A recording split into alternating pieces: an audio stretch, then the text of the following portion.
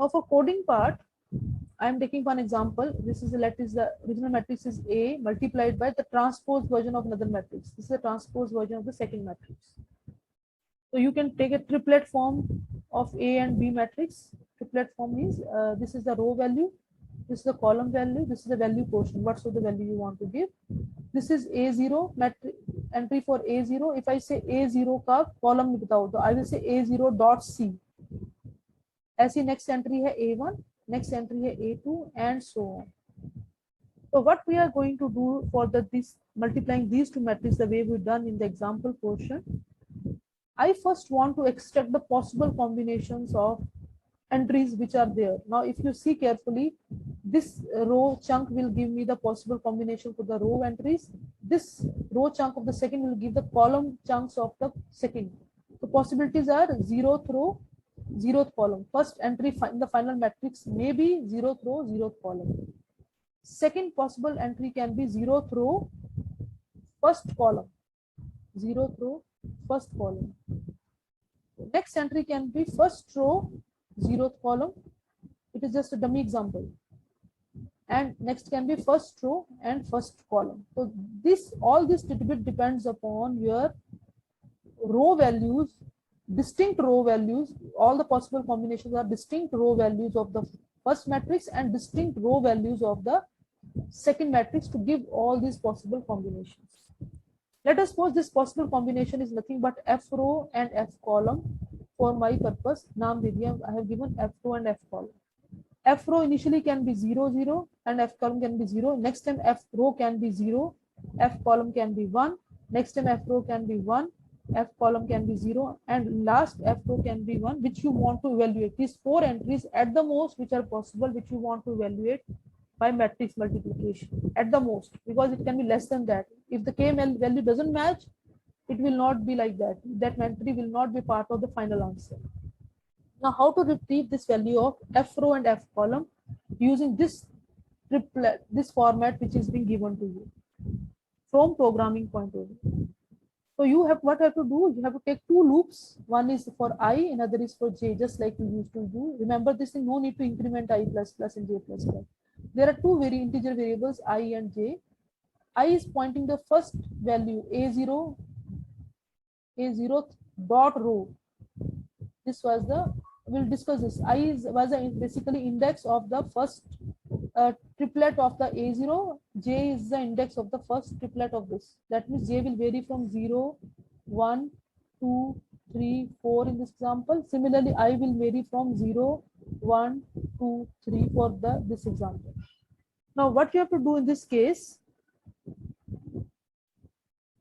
for making the first row, how to, it is directly clear. What is the first row? This will be 0 and 0. I can directly fetch first row possibilities. Matrix is A की जो ith value, or I can say I is initially 0. AI का row component, row, column and value. AI का row component. Got it? And first column will be, F column will be B array का, that is a J index. J is also pointing to 0 index initially. So J का row index, that is the F column. This is the F column. First time. So I have traversed F row is equal to AI dot row. That is the first this. Next, इसके अंदर nested loop लगाया है. F column is BJ dot row. This is BJ dot row. Jth index. First time it is clear. After that, second combination will be F row will remain same, 0th row, and it should be first column. ये वाली value 0, 1 होना चाहिए next time combination. F row will remain same because we are a part of the inner loop now. Row will remain same. This is the part of the inner for loop. This little bit. So next time, how to make this F column being 1? कहते keep on traversing F row column value you got as 0 initially. Keep on incrementing J. J is initially equal to 0. Make J as 1 unless this component is not matching previous F row. F column. F column was 0 entry. अब मुझे चाहिए, ये तो combination 0 है. 0, 0 combination I got for F row and F column. Next time I need the next combination as 0, 1. Then how to get it? I need this entry as 1। When entry कहां पर आ रही है, यहाँ पर। कौन से इंडेक्स पे आ रही है, B2 के इंडेक्स पे। But I will be incrementing this J till BJ dot row, BJ का जो ये रो वैल्यू है that is not equal to the previous F column. तो वाइल लूप लगा दिया, तो आपका पहले J 0 होगा, इसकी वैल्यू 0 है, हाँ जी 0 है जी। फिर BJ, J आपका 1 हो गया, क्या BJ डॉट रो की वैल्यू 0 है, अभी भी 0 है जी, 0 है। BJ डॉट रो क्या अभी भी ये वैल्यू 0 है, नहीं ये 0 नहीं है, J यहाँ पर रुक जाएगा, J प्लस प्लस। जहां पर वैल्यू आपकी फॉल्स होगी, F कॉलम पहले वैल्यू थी 0, जहां पर वैल्यू फॉल्स होगी J वहां पर रुक जाएगा, लूप जाएगा ऊपर, ये वाला जो इनर मोस्ट लूप जाएगा ऊपर। F कॉलम ये वाला इनर मोस्ट फॉर लूप है, तो F कॉलम क्या बन जाएगा आपका, F column this is the inner most loop for this chunk. F column क्या बन जाएगा next time, BJ dot row, next time F column बन जाएगा का 1। उसके बाद फिर से अभी देखो 0, हमें क्या पता आपका मैट्रिक्स कितना बड़ा है, अब F रो आपका 0 ही है, F कॉलम आपका 1 हो गया। J आपका इसको पॉइंट कर रहा है सेकंड इंडेक्स पे, I आपका अभी 0th इंडेक्स पे ही पड़ा है। तो द एंट्रीज ऑफ ट्रिपलेट को पॉइंट करता हुआ आई है, इस ट्रिपलेट को पॉइंट करता J इंडेक्स से। अब नेक्स्ट कॉम्बिनेशन क्या पता आगे 2 का कॉम्बिनेशन कुछ हो, हमें नहीं पता। तो total number of non zero entries यहाँ पर N2 है। आप फिर से इसको J को इंक्रीमेंट करो, ऊपर जाएगा BJ की value, you will be calculating the value for F row and F column which is a part of inner most part, I am not discussing at this moment of time. कैसे निकालनी है ये entry वो बाद में बताएंगे। जो entry निकल गई 0 1 की वैल्यू आपके पास आ गई। अब next combination can be 0 2 if it is a part of the game, अगर होती तो। लेकिन हाउ टू वेरीफाई है या नहीं, नेक्स्ट एंट्री फिर से आप J को इंक्रीमेंट करो ताकि वो वैल्यू 1 के बजाय कुछ और हो। कहते हैं यहाँ पर 1 है जी, नो आगे चलो J को इंक्रीमेंट करो, क्या ये 1 है, अभी भी 1 है, क्या ये 1 है, अभी भी 1 है। J इंक्रीमेंट हुआ, यहाँ पर आ गया, J was 0 1 2 3 4। now J has exceeded the limit of the non-zero entries while J is less than equal to N2 minus 1 तक जाएगा index starting from 0 to the non zero entry. अब J आपका exceed कर गया, for loop में ऊपर जाएगा, for loop से आगे बाहर, J should be less than N2, loop से बाहर आ गया, it will go to the next line of the outer most for loop. अब क्या करेगा, रो इंक्रीमेंट करेगी, F रो इंक्रीमेंट कैसे करेगी, वही जब तक F रो की इनिशियल वैल्यू थी 0, I will now incrementing I till this value is not 0। I 1 किया, वैल्यू अभी भी इसकी AI डॉट रो की वैल्यू अभी भी 0 है। यहाँ पर गए AI डॉट रो की वैल्यू अब 1 होगी, तो I will stop at this value of I 0 1 2। यहाँ पर आप कर जाओगे स्टॉप, यहाँ पर स्टॉप करके now I get the new value of F row, I plus plus रुक गए, तो while ऊपर जाएगा फिर से F row is equal to AI dot row, now the new value of that will be 1। This is the way how you will be keep on extracting the possible F row and F column which will be acting as a part of the final matrices values। जो possible values see a part of how to find the final value of particular F row and F column, how to find that entry।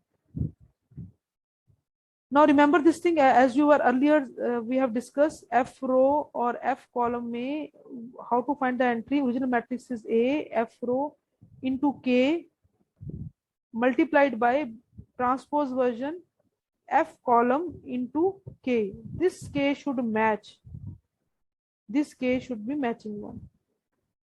for this purpose I will take further two indices, the array P index and a Q index, which will again start from 0 1 2 3 0 1 2 3 4। now if you can carefully scan, in this case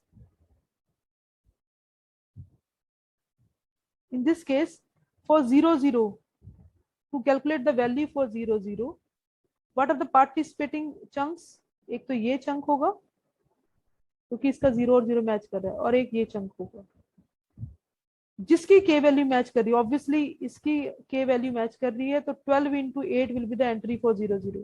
जो भी answer आएगा 12 into 8 है, it is visible from the logic point of view।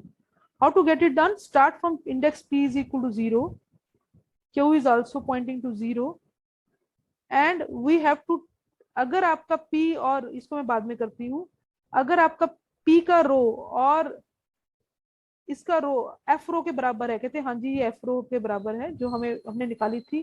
क्या ये F column के बराबर है value Q Q के ऊपर, क्यू की row value? Yes they are matching.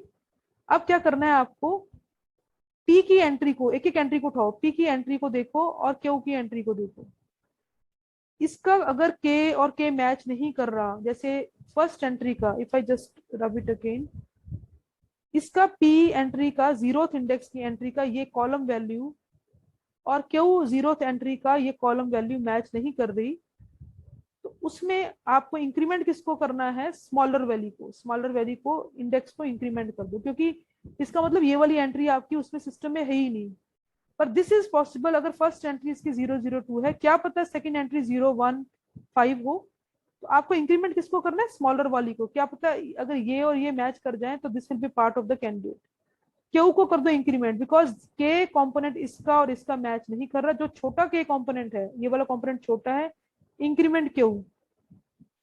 Now again compare, F row और एफ कॉलम तो सेम वही है, हाँ जी वो सेम वही है। क्या इसका के कंपोनेंट इसका के कंपोनेंट मैच कर रहा है, कहते नहीं मैच कर रहा, तो जिसका स्मॉल है पी को कर दो increment, and it P should remain within the limit of F row and F column only. Next time P कहते जी ये है, क्यू आपका ये है, क्या इसका के कॉलम मैच कर रहा है, yes it is matching. If they are matching do the summation, summation मतलब मल्टीप्लाई करो 12 इंटू 8, और यहां तक कर दिया तो आपके पास सम वैल्यू में आ गया 12 into 8, 0 plus 12 into 8। You got this entry. Once both are utilized, increment p by 1 and also q by 1.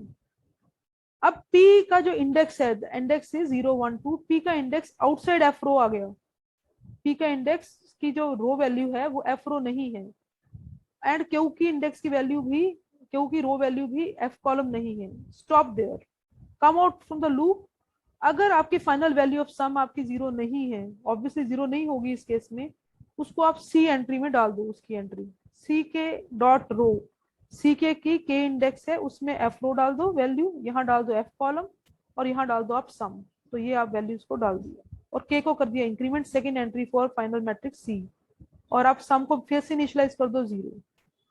और what this chunk of code is doing, अगर आपका वो पी इंडेक्स की रो और क्यू इंडेक्स का column match कर रहा है, अगर आपका कॉलम किसी का छोटा है उस पी को बढ़ा दो, अगर जिसका कॉलम जैसे इसमें क्यू का कॉलम छोटा है क्यू को इंक्रीमेंट कर दो, अगर बराबर है दोनों कॉलम तो आप उसको ऐड कर दो, एंड सो ऑन।